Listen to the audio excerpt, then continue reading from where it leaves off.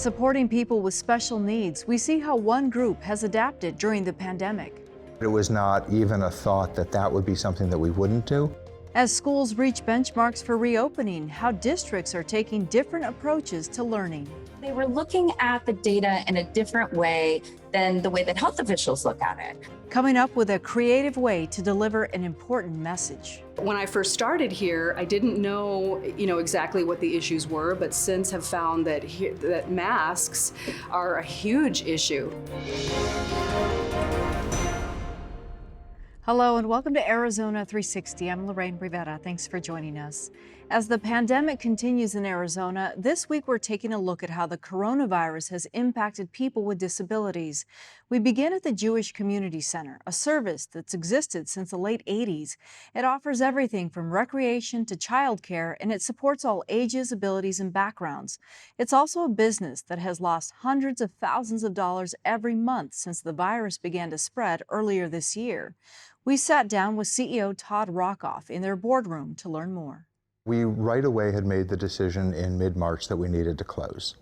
And we did that on behalf of community safety and health, and we stayed closed until June 1st, but we didn't waste our time.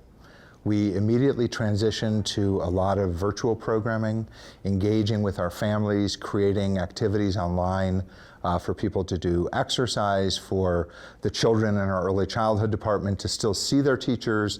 Teachers were reading them stories. Our program for people with disabilities, Taglit, the staff still showed up on Zoom and were able to communicate with people. So we set a course to become very relevant in our community, even in the online form. You talk about supporting the community. Essential workers, have always needed your support. Yeah. But as society has begun to reopen, today we got to see little ones in the classroom. Yeah. That's been an important part. How have you managed? So we established a set of protocols and guidelines that allowed us to maximize attendance. We have both in summer camp and in our early childhood program. We kept the size limit of every group to 10 with a staff person, and we kept every group and every unit, in a sense, a pod, so that they could stay together and stay safe together. We moved from in-building drop-off for families to curbside drop-off and curbside pickup at the end of the day, which I think actually has been a wonderful benefit for the families. Much easier on their way to work to drop off at the curb. And while there were a couple of bumps along the road with an individual either on staff or related to someone coming down with COVID, we could minimize the impact because of the pods that we had set up. The J is especially proud that it's been able to continue offering programs to people with disabilities. A number of years ago, we started a program called Taglit, which means discovery. And that program was set up to serve adults who are post-high school through age 39 on a daily basis. The program was here in the building. We had grown from one participant at the inception all the way up to 47 participants, which is where we were right before we had closed. And in doing that, we provide programs and service and vocational training and social interaction in a really dynamic way. One of the favorite activities this time of year is swimming. Good, they're having a good swim. Everyone, it's a great day to be in the water. Rockoff says programs like this are central to their mission and not something he was willing to eliminate during the pandemic. There's not even a thought that that would be something that we wouldn't do. And over the next number of months, we will be integrating with Arts for All as we expand our service to adults with disabilities in our community. Back inside the J, Rockoff walked us through now more quiet hallways. Prior to the pandemic, some 19,000 people visited weekly. All right, count them. Today, that number is in the hundreds. Have you found that where other places have scaled back on their services, perhaps you've been that shining star to some families in this community who need you? Well, I'd like to think so. I'd like to think that the families in early childhood, we also have about 40 children here today that are actually doing their Zoom school here at the JCC and having, again in a pod, social interaction, learning together and being supported. I think the J plays a really important role in the community. We like to think that we're the town square of the community, and we will be here through this, and we'll be here on the other side of this for everybody. Are there things you've learned from this experience that you say, hey, we should have been doing that and we will Sure. continue? I think curbside pickup, curbside drop off, virtual programming, and programming that's not locked in to our facility. So even when we can do in-person programming again, I think that Jay has seen that we are a movable feast. And we will have the ability to provide programs to people where they are, whether that's in the virtual environment or in another location in the community. So I think there's lots of good learning from this, and I think we've pushed the boundaries of our innovation and ingenuity. Yeah, we've proven our resiliency. Yeah, for sure. Okay, Todd Rockoff, thank you. Thank you very much. This year marks the 30th anniversary of the Americans with Disabilities Act. For a better understanding of how the Act has protected the rights of people with disabilities in the state, we checked in with J.J. Rico, the Executive Director of the Arizona Center for Disability Law. It's been a difficult time for people with disabilities. When we first heard about the pandemic, if we could think back in March, the messaging that was going out was if you have pre-existing conditions, you're at risk. If you're of a certain age, you're at risk. And that discussion really was about people with disabilities. And so we went from that to a direction that we were receiving about self-isolation, social distancing, which again impacted people with disabilities because if you have to isolate at home, how are you going to get access to services? Or if you're isolating, that leads to potential depression or exacerbation of a mental illness. So that was difficult. And then we most recently saw access to services or access to healthcare threatened when our numbers were greatly increasing. And so there was a concern of if I get COVID, am I going to have access to the healthcare that I need at a hospital, or are they going to look at me as less valuable because I'm a person with a disability? So it's been difficult. It's been a difficult time. JJ, aren't there safeguards in place to ensure these sorts of things do not happen or negatively affect people with disabilities? Yes, I mean, obviously, there are civil rights and disability rights. You know, when we talk about the Americans with Disabilities Act and celebrating the 30-year anniversary this year, we have to remember that. But what was concerning to me and our organization was that those were almost forgotten during a pandemic.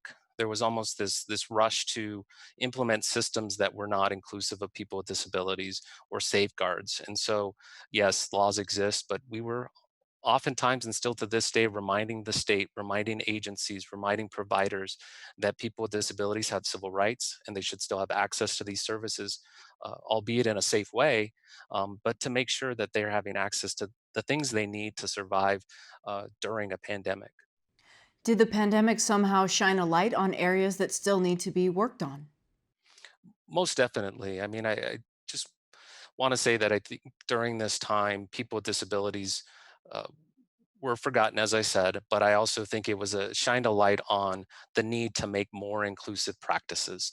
So when we talk about telehealth services for all during this time, you need to ensure that people with disabilities and all people have access to a smartphone or have access to internet. Personally, I had to set up for my grandmother, who's 91 years old, a way to access her doctor. And so I had to send in a family member into her home in the safest way possible. But we learned that it can be done. But we have to make sure that system is set up in a way that does not exclude people. Or when we're making decisions about who to render care to, disability should never be a factor. Have we as a society gained anything from this? Has this taught us anything as we move forward? I think it's taught us that we need to be better prepared. I could not have predicted a pandemic. So when we do emergency preparedness plans, we're going to have that in discussion, and we're going to have in the plan that this could last 3, 4, 5, 6 months or longer, and how services will be provided during that entire time, and how we're going to better react and respond during a pandemic. The other thing we've learned is that people with disabilities have value, and the accommodations oftentimes people with disabilities have been asking for are available to all. So one of the things we learned was telecommuting, teleworking. Right now, I'm speaking to you from my home, still able to do my job. But a lot of times, employers were saying to people with disabilities, no, you can't work from home. There's no way that we can accommodate you. You know, this job just can't be done remotely. And this pandemic has showed many jobs, those jobs and those arguments are probably going to be quieted down, and people with disabilities should go back to their employer and make that reasonable accommodation request even post pandemic. JJ Rico from the Arizona Center for Disability Law. Thank you. Thank you. Our coverage now turns to how schools are meeting the needs of students with disabilities. As counties across the state inch closer to meeting the state's benchmarks for hybrid learning, which includes virtual and in-person, the new normal is becoming more clear. We got insight from Danielle Camara, the education reporter at the Arizona Daily Star. Throughout this entire ordeal, it's those children, it's been a little harder to get them all their services, but districts, I think, have really made a lot of effort in that area. I know that Tucson Unified is offering like in-person teaching for kids that are in self-contained classes. So children who are in special ed classes all day who require more one-on-one services throughout the day.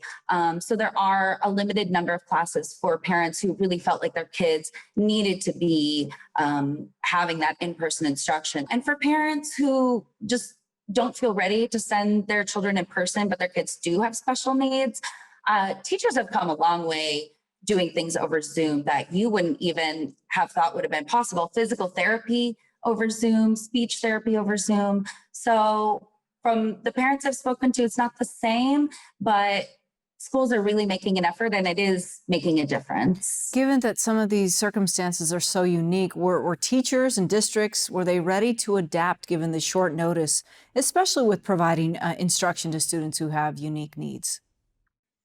Yeah, I mean, honestly, I think it's amazing what the schools have been able to do in such short notice.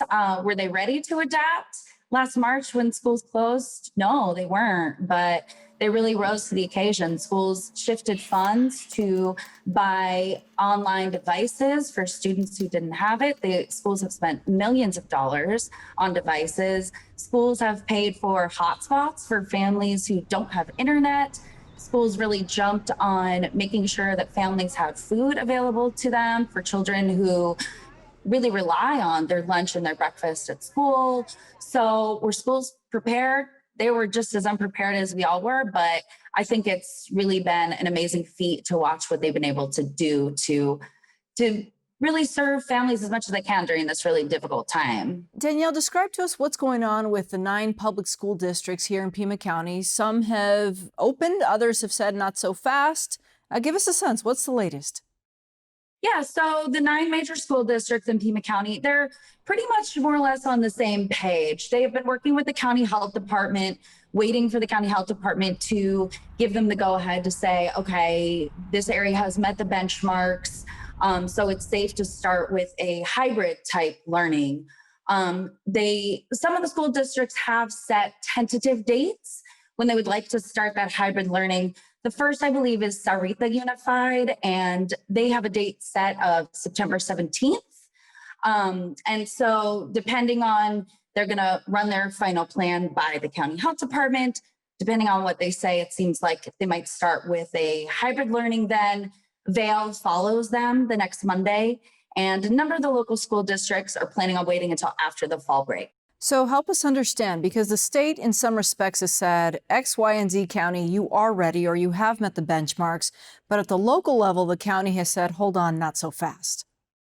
Yeah, so the state has said that according to their benchmarks, Pima County is ready, but they've also recommended that schools rely on their local health department in making these decisions. And so the county health department has 6 additional benchmarks than what the state has. And so we're still in the red in a couple areas that have to do with testing and contact tracing. So that's where the county health department has said it's really not safe to start hybrid yet. We need to just wait and see if we continue to meet these benchmarks. And what's the difference with private and charter schools? Some have reopened their doors, and it leaves the public school parents wondering, why do they get to go back, but we don't? Yeah.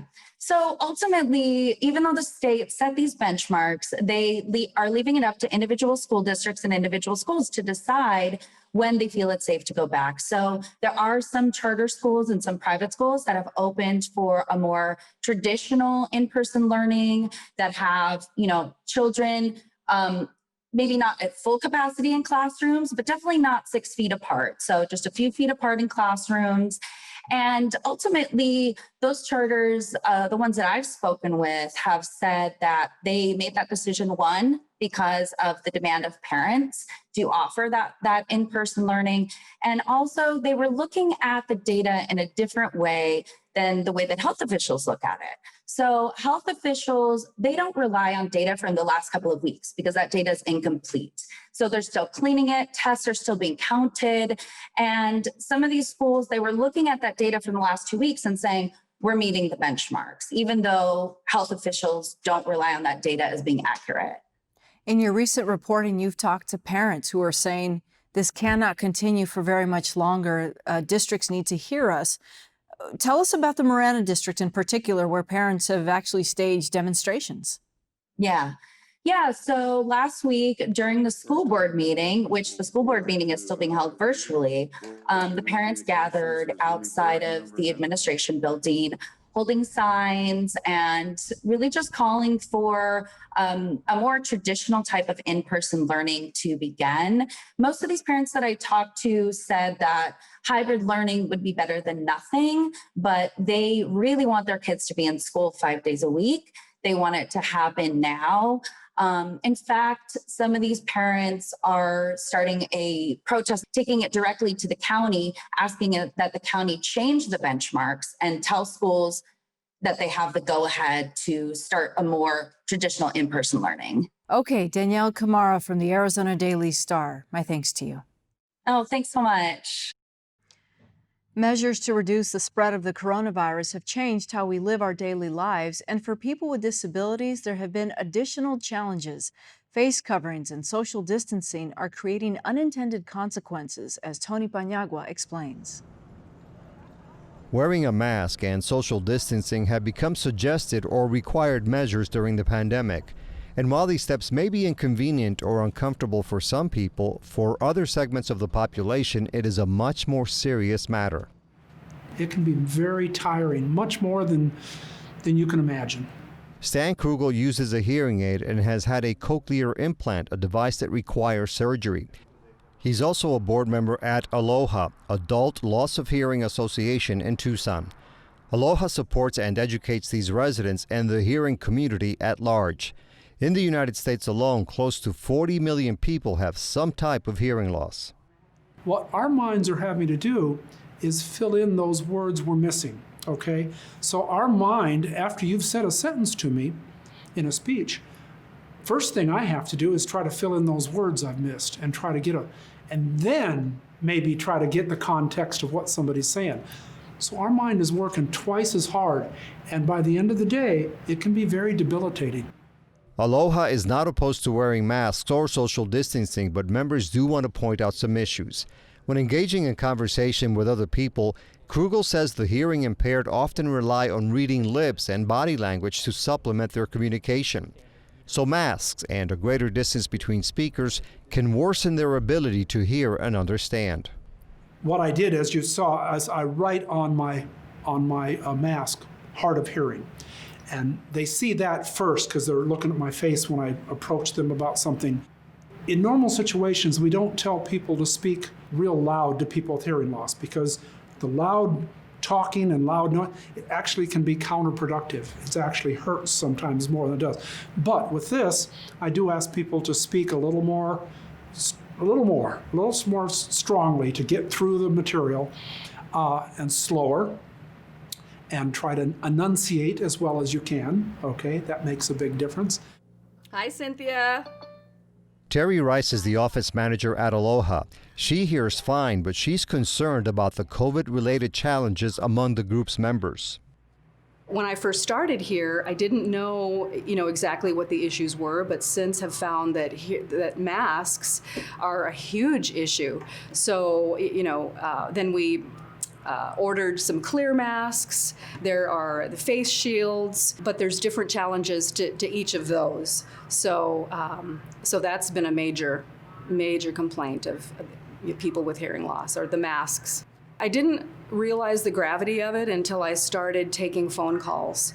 So there's the phone call aspect of it. And then there's people who go to our website and they send an email.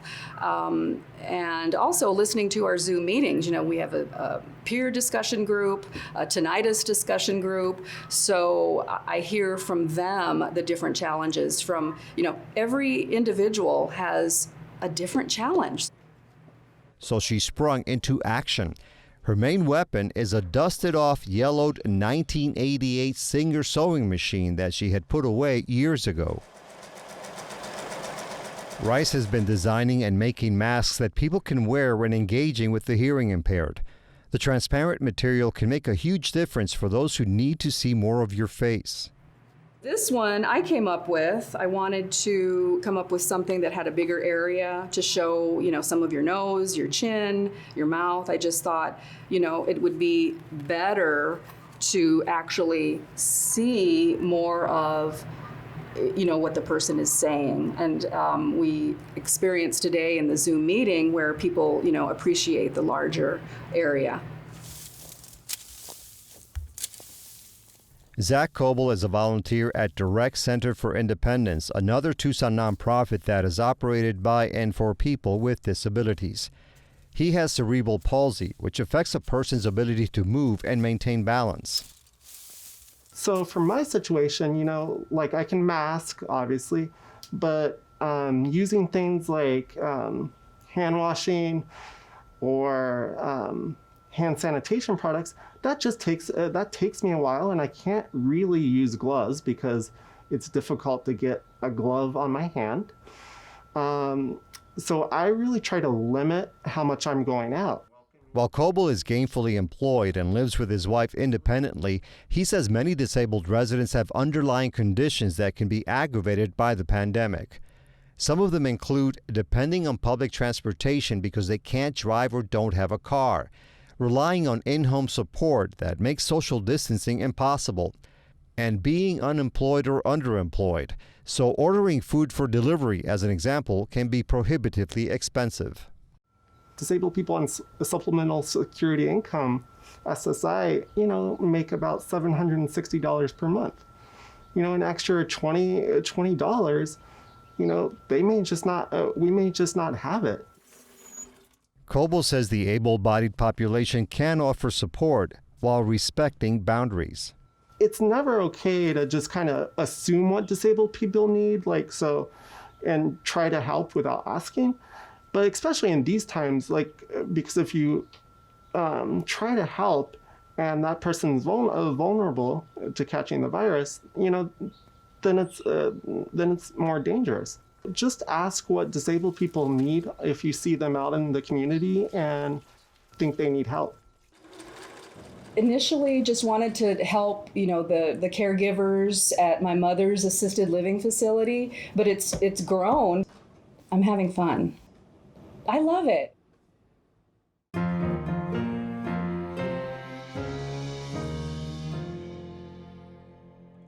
As testing for the coronavirus has ramped up across the state, we've learned none of the testing systems are foolproof. Most recently, officials at the University of Arizona reported a number of false positive cases. It reminds experts of the evolving nature of science. Here's Felicia Goodrum, professor of immunobiology at the University of Arizona. The consequences of that, in the case of a false negative, someone gets the reassurance that they're not infected. So maybe if they're sick, it's something else other than COVID. But they're actually still contagious potentially and infected with COVID, and now they don't know that.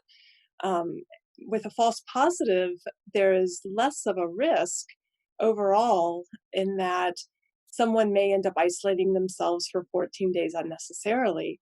But in the context of a university campus, for example, they're setting up dormitories to house COVID-infected individuals. And so a false positive could lead to the quarantining of an individual that is truly negative, but with people who are infected with COVID. So they're then at risk for infection. So it sounds like what you're saying, because I'm not a scientist, and it sounds like the science isn't always perfect, but folks like yourselves are trying to manage all that in these unknowns. And it's not just this virus. I mean, this sort of thing has happened before. Yes. And so there is always a degree of uncertainty in science. I think scientists are really used to working in that uncertain territory. We're really standing at the precipice of what is known, and we're always searching into the unknown. So we get comfortable with a degree of uncertainty, but it's very complicated for people who are searching for answers and need to know to deal with that uncertainty.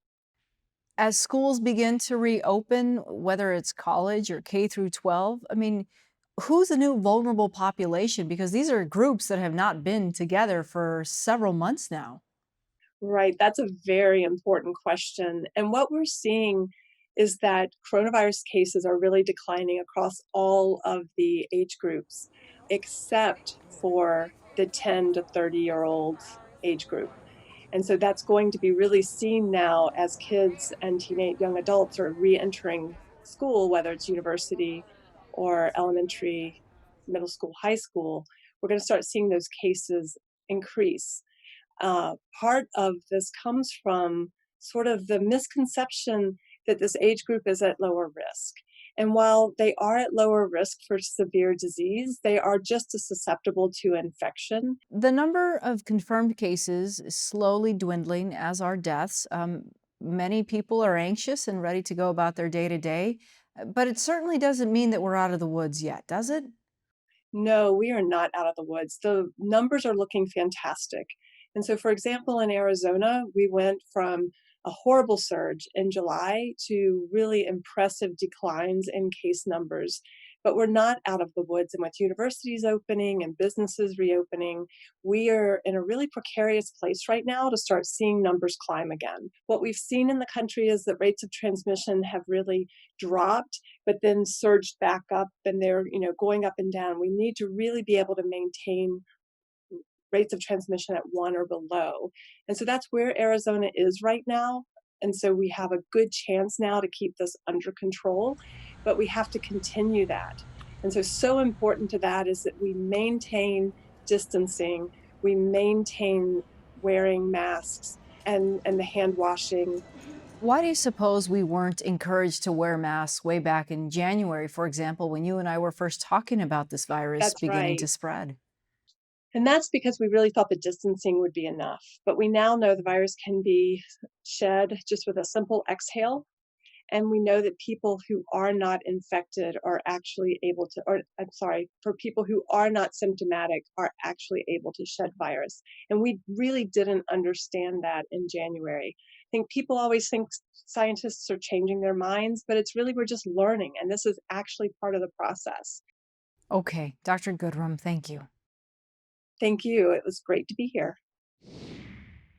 That's all for now. Thanks for joining us. To get in touch, visit us on social media or send an email to Arizona360 at azpm.org and let us know what you think. We'll see you next week.